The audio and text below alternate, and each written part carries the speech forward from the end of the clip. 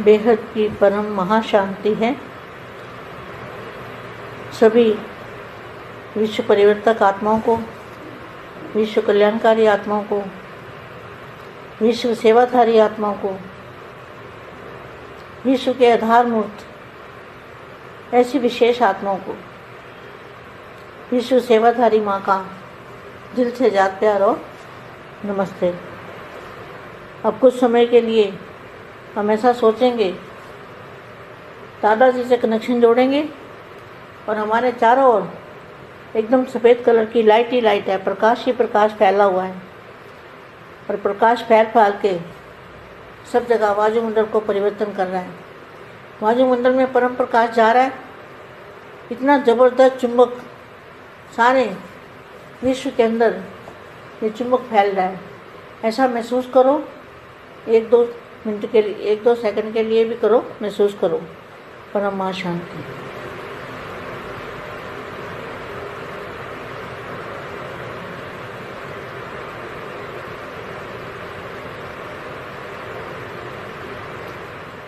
परम महाशांति है।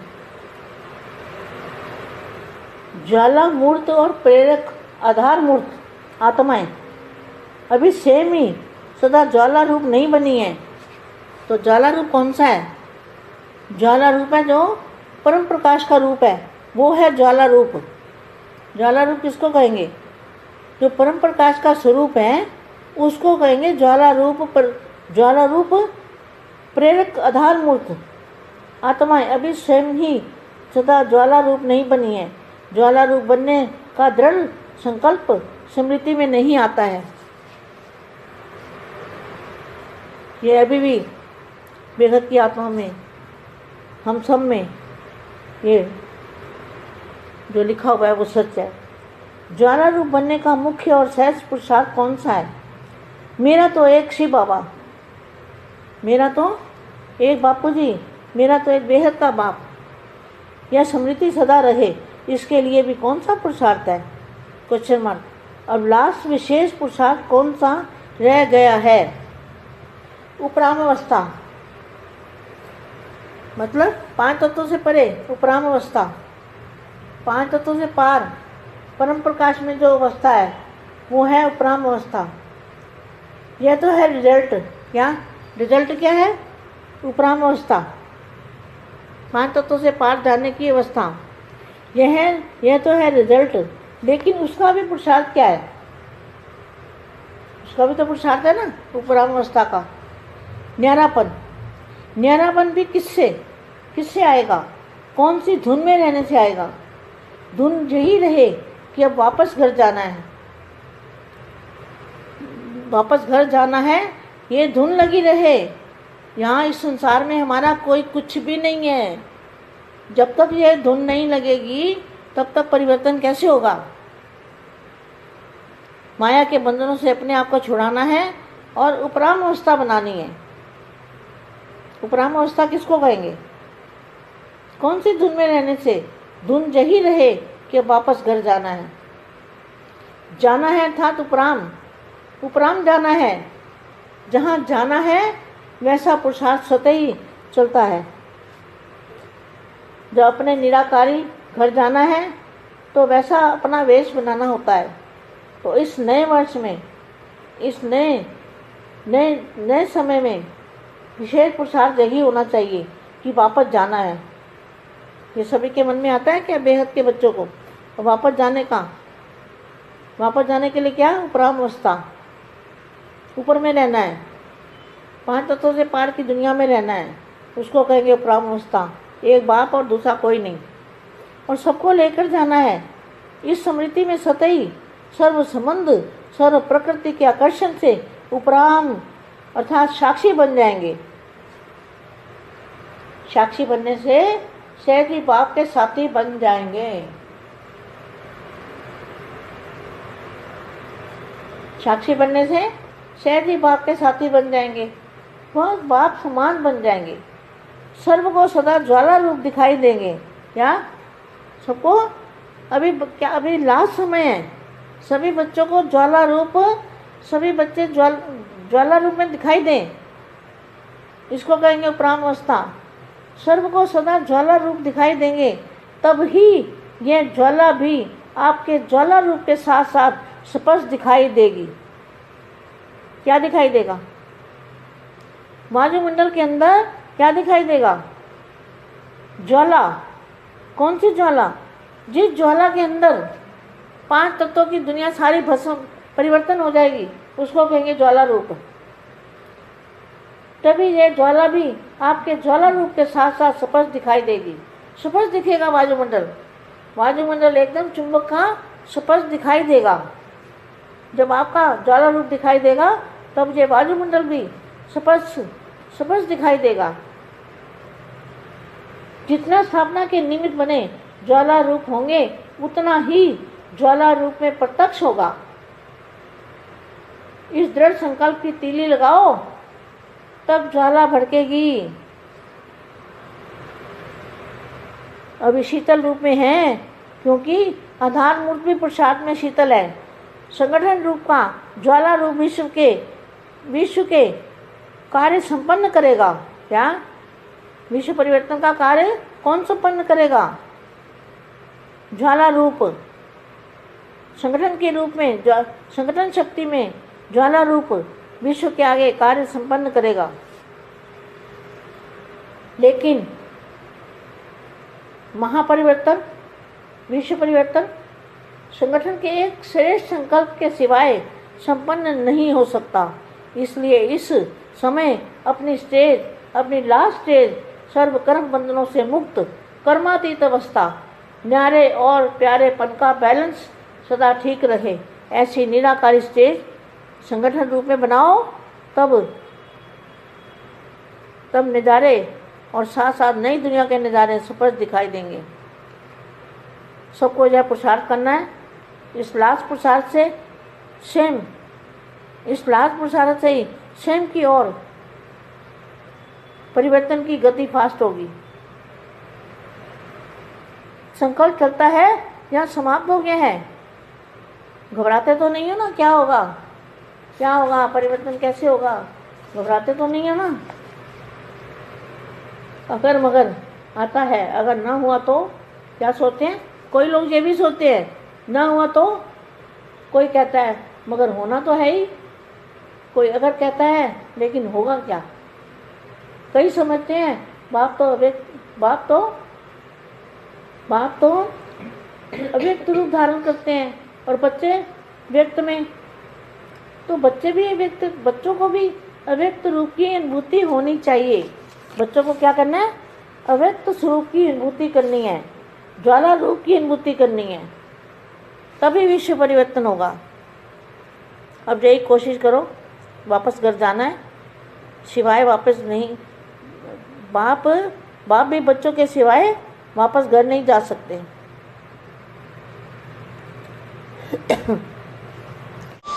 బేహద్ పరం మహాశాంతి. బేహద్ మా జ్వాలా స్వరూపంతో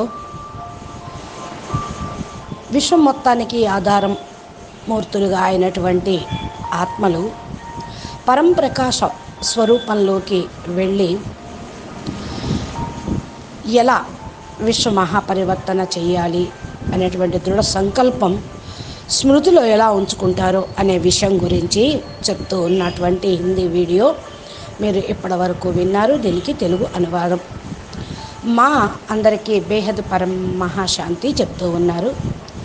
విశ్వ పరివర్తక ఆత్మలందరికీ, విశ్వ కళ్యాణకారి ఆత్మలకు, విశ్వ సేవాదారి ఆత్మలకు, విశ్వం యొక్క ఆధారమూర్త ఆత్మలకు, విశేషమైన ఆత్మలకు, విశ్వ సేవాదారి మా హృదయపూర్వకంగా ప్రియ స్మృతులు మరియు నమస్తే చెప్తూ ఉన్నారు. ఇప్పుడు దాదాజీతోటి కనెక్షన్ జోడించి మీరు నలుమూలల తెల్లటి పరం లైటే ప్రకాశమే ప్రకాశమును వ్యాపింపచేయండి. ప్రకాశము వ్యాపిస్తూ నా చోట అల్లా వాయుమండలం తప్పకుండా పరివర్తన అవుతుంది. వాయుమండలంలో పరం ప్రకాశం వెళ్ళిపోతూ ఉంటుంది. ఇది అయస్కాంతం లాగా అందరినీ తన వైపుకు ఆకర్షిస్తూ ఉంటుంది అనే సంకల్పం చేస్తూ ఈ విధంగా అనుభవం చేసుకోండి. 1-2 సెకండ్లు అయినా సరే మీకు టైం దొరికినప్పుడల్లా అనుభూతి పొందండి, సంకల్పం చేయండి అంటున్నారు మా. జ్వాలామూర్తి అనగా ప్రేరక ఆత్మలు, ప్రేరణ ఇచ్చేటువంటి ఆధారమూర్తి ఆత్మలు. స్వయం మీరు జ్వాల స్వరూపంగా కాలేకపోతే పరంప్రకాశం యొక్క రూపాన్ని ఎలా ధరిస్తారు? అసలు జ్వాలా స్వరూపం అంటే ఏంటి? జ్వాల అంటే ప్రకాశం, వెలుతురు, అగ్ని. ఇదే పరంప్రకాశం యొక్క స్వరూపం. జ్వాలా రూపం స్వయం కావాలి, ఆ రూపంలోకి చేంజ్ కావాలనే దృఢ సంకల్పం స్మృతిలోకి రావటం లేదా? మరి బేహద్ ఆత్మలు మనమందరం ఇప్పుడు ఇక్కడ రాసి ఉన్నటువంటి మహావాక్యం అనుసారంగా మనం ఈ రూపాన్ని ధారణ చేయాలి అంటున్నారు మా. జ్వాలా స్వరూపం అవటానికి ముఖ్యంగా సహజమైన పురుషార్థం ఏంటి? మేరాతో ఏక్ బాప్ దూసరా నా కోయి. బాపూజీ ఒక్కరే, బేహద్ బాపు ఒక్కరే అనే స్మృతి సదా ఉండటం. దీనికోసం ఎలాంటి పురుషార్థం చెయ్యాలి అంటే, ఇప్పుడు లాస్ట్ విశేషమైన పురుషార్థం ఏమి మిగిలి ఉంది అంటే, సదా ఉపరామ స్థితిలో పంచతత్వాలకు అతీతంగా ఉండేటువంటి స్థితిలో ఉండటం. పంచతత్వాలని దాటుకొని పరం ప్రకాశంలోకి వెళ్ళేటువంటి స్టేజ్ ఉండాలి. అదే ఉపరామ స్థితి. దీని యొక్క రిజల్ట్ తోటే పరం ప్రకాశంగా జ్వాలా స్వరూప స్థితి తయారవుతూ ఉంటుంది. పంచతత్వాలకు అతీతంగా వెళ్ళటం అనేటువంటి దానికి పురుషార్థం చెయ్యాలి. అదే ఉపరామ స్థితి. న్యారా స్థితి, ప్యారా స్థితి అనేది ఉండాలి. ఎటువంటి ధుని ఉండాలి అంటే, ఏక్ బాప్ దూజానా కోయి, అబ్ వాపస్ ఘర్ జానా హై. ఏమి లగన్, ఏమి దీక్ష ఉండాలి మీకు? అబ్ వాపస్ ఘర్ జానా హై, ఇంటికి తిరిగి వెళ్ళాలి అనే లగను, ఇదే ధుని ఉండాలి. ఈ ప్రపంచం నుండి మనకు ఏమీ వచ్చేది లేదు. మనం ఈ ప్రపంచం వాళ్ళం కాదు. ఎంతవరకైతే ఈ యొక్క ధుని లగను ఉండదో అంతవరకు పరివర్తన ఎలా అవుతుంది? మాయ బంధనాల నుండి తమను తాము విముక్తి చేసుకోవాలి. ఉపరామ్ స్టేజ్ని తయారు చేసుకోవాలి.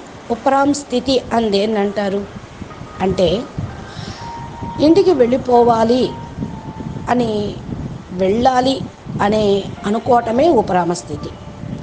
ఉపరామంగా అంటే అతీతంగా ఎక్కడికైతే వెళ్ళాలో అక్కడ స్థితిని అనుభవం చేసుకునేదే యథార్థమైన పురుషార్థం. ఇది స్వతహా ఈ సంకల్పంతో నడుస్తూ ఉంది.